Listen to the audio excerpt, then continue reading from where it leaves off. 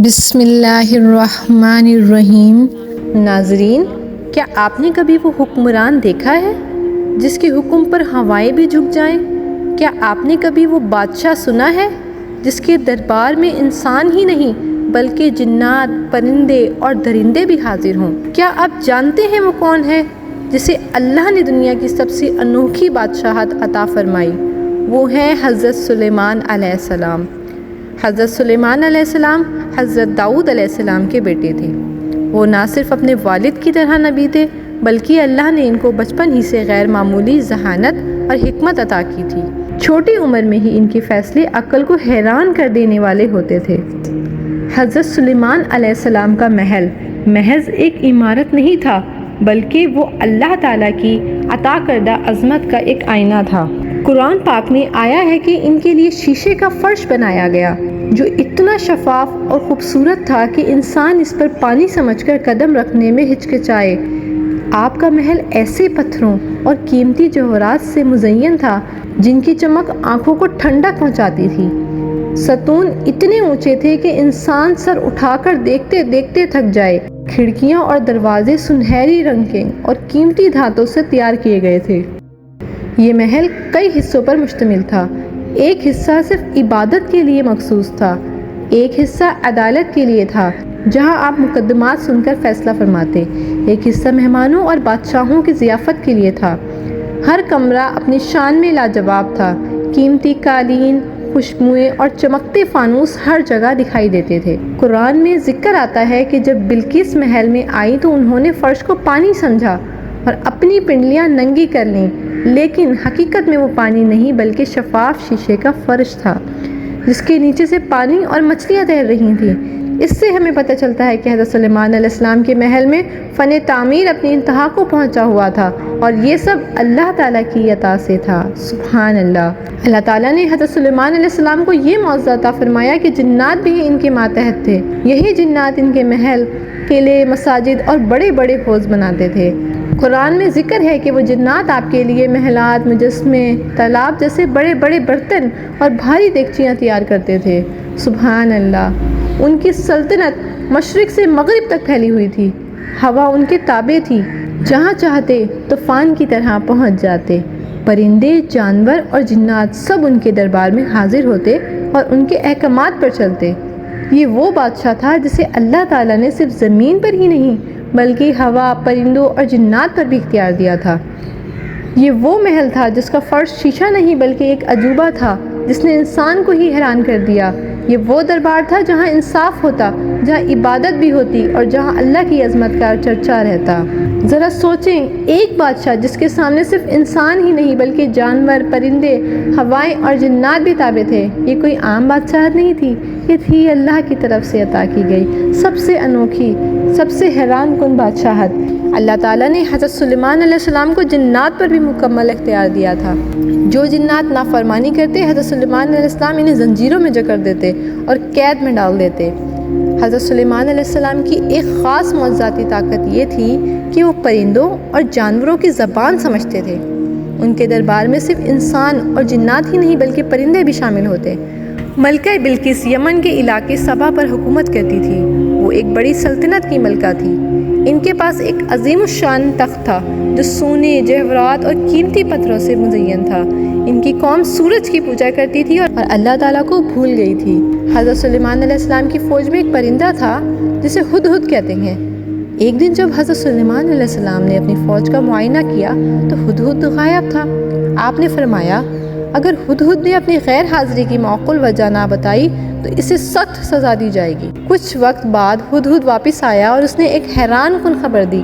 ہدہد نے کہا، میں نے ایک قوم دیکھی ہے جو سورج کی پوجا کرتی ہے اور ان کی ملکہ بہت عظیم تخت پر بیٹھی ہے، لیکن وہ اور اس کی قوم سورج کی عبادت کرتے ہیں، اللہ کی نہیں کرتے۔ یہ سن کر حضرت سلیمان علیہ السلام نے اللہ کا شکر ادا کیا کہ انہیں ایسی خبر ملی۔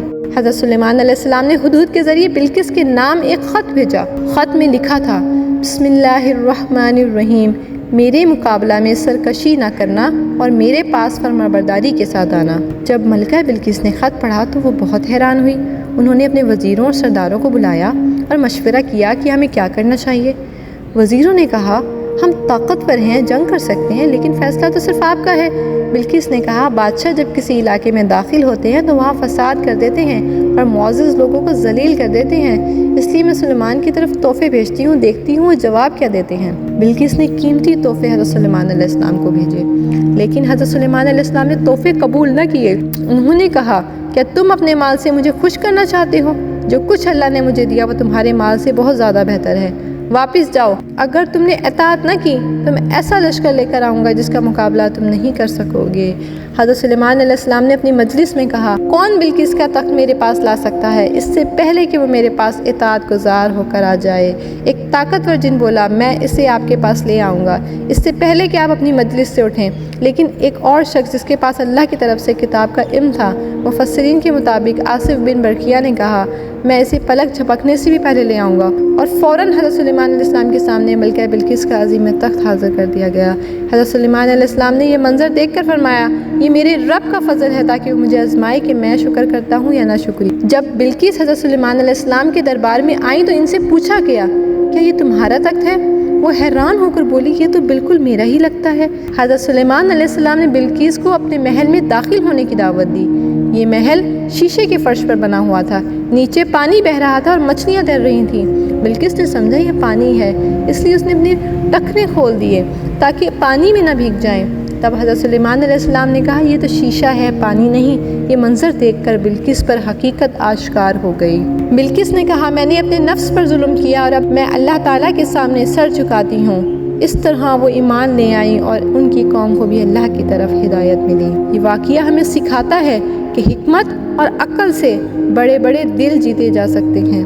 دنیا کی طاقت اور دولت کچھ نہیں، اصل بادشاہت اللہ کی ہے۔ شکر کرنا اور اللہ کی نشانیوں کو پہچاننا ہی کامیابی ہے۔ بلقیس نے اپنی سلطنت کے سارے بت توڑ دیے اور اپنے لوگوں کو اعلان کیا کہ اب ہم صرف اللہ تعالیٰ کی عبادت کریں گے۔ اس کا ایمان اتنا مضبوط تھا کہ اس نے حضرت سلیمان علیہ السلام کے دین کو اپنی رعایا تک بھی پہنچایا۔ بلقیس حضرت سلیمان علیہ السلام کی اطاعت گزار اور تابع دار رہیں۔ بعض مفسرین لکھتے ہیں کہ حضرت سلیمان علیہ السلام نے بلقیس سے نکاح بھی فرمایا تاکہ وہ سرزمین سبا کی اصلاح براہ راست کر سکیں۔ واللہ عالم۔ بلقیس کی سرزمین جو پہلے سورج پوجنے اور شرک میں ڈوبی ہوئی تھی اب اللہ کی توحید اور عدل و انصاف سے جگمگانے لگی۔ اس کی رعایا نے بھی اسلام قبول کیا اور ایک مثالی ریاست قائم ہوئی۔ یہ واقعہ ہمیں سکھاتا ہے کہ علم اور حکمت سب سے بڑی طاقت ہے۔ غرور اور تکبر کو توڑ کر جب انسان سچائی کو مان لیتا ہے تبھی اصل کامیابی ملتی ہے۔ اللہ تعالیٰ چاہے تو ایک کمزور سی مخلوق ہدہد پرندے کے ذریعے بھی بڑی قدموں کی ہدایت کا سامان فرما دیتا ہے۔ سبحان اللہ۔ حضرت سلیمان علیہ السلام اکثر یہ دعا کرتے تھے کہ یا اللہ مجھے ایسا عظیم ملک عطا فرما جو میرے بعد کسی کو نہ دیا جائے۔ اللہ تعالیٰ نے انہیں بے شمار نعمتیں دیں۔ ایک دن حضرت سلیمان علیہ السلام اپنی لاٹھی کے سہارے کھڑے تھے اور جنات کو اللہ تعالیٰ کے حکم سے محنت والے سخت کام کروا رہے تھے۔ اسی دوران اللہ کا حکم آیا اور حضرت سلیمان علیہ السلام کی روح قبض کر لی گئی، لیکن وہ اس طرح اپنی لاٹھی کے سہارے کھڑے رہے۔ جنات یہ سمجھے کہ حضرت سلیمان علیہ السلام زندہ ہے اور انہیں کھڑا دیکھ کر اس لیے وہ مسلسل کام کرتے رہے۔ اللہ تعالیٰ کی حکمت تو دیکھیے ذرا، حضرت سلیمان علیہ السلام کی وفات کا حل کسی کو معلوم ہی نہ ہوا۔ مہینوں تک جنات محنت کرتے رہے اور وہ یہ سمجھتے رہے کہ اگر ہم رکیں گے تو حضرت سلیمان علیہ السلام ہمیں سزا دیں گے۔ آخر کار اللہ تعالیٰ نے ایک دیمک بھیجی جس نے آہستہ آہستہ حضرت سلیمان علیہ السلام کی لاٹھی کو اندر سے کھا لیا۔ جب لاٹھی ٹوٹ گئی تو حضرت سلیمان علیہ السلام زمین پر گر پڑے۔ تب سب کو معلوم ہوا کہ حضرت سلیمان علیہ السلام تو کافی عرصہ پہلے وفات پا چکے ہیں۔ حضرت سلیمان علیہ السلام کا انتقال ایک بہت بڑے معجزے کے ساتھ ہوا۔ ان کی وفات کے بعد جنات کو ذلت ہوئی کیونکہ وہ سمجھتے تھے کہ ہم طاقتور ہیں، مگر حقیقت میں تو وہ اللہ کے حکم کے سامنے کچھ بھی نہیں تھے۔ بنی اسرائیل نے اس واقعے سے سبق لیا کہ اللہ ہی سب سے بڑا قادر ہے۔ اس کے بعد حضرت سلیمان علیہ السلام کو دفن کر دیا گیا اور ان کی بادشاہی ختم ہو گئی، مگر ان کی حکمت، علم، انصاف اور معجزات ہمیشہ کے لیے ایک نشان عبرت اور عظمت بن گئے۔ اس سے ہمیں پتہ چلتا ہے کہ نہ طاقت ہمیشہ رہتی ہے، نہ بادشاہت ہمیشہ رہتی ہے، اور نہ ہی زندگی ہمیشہ رہتی ہے۔ بس ایک ہی ذات ہمیشہ باقی رہنے والی ہے، وہ ذات ہے اللہ رب العالمین کی۔ اگر آپ چاہتے ہیں کہ آپ کی روح ایمان کی روشنی سے جگمگاتی رہے، اگر آپ چاہتے ہیں کہ کہ آپ انبیاء علیہ السلام کے واقعات سنیں جو انسان کے دل کو بدل دیتے ہیں، تو ہماری پروفٹ سیریز کو ضرور دیکھتے رہیے۔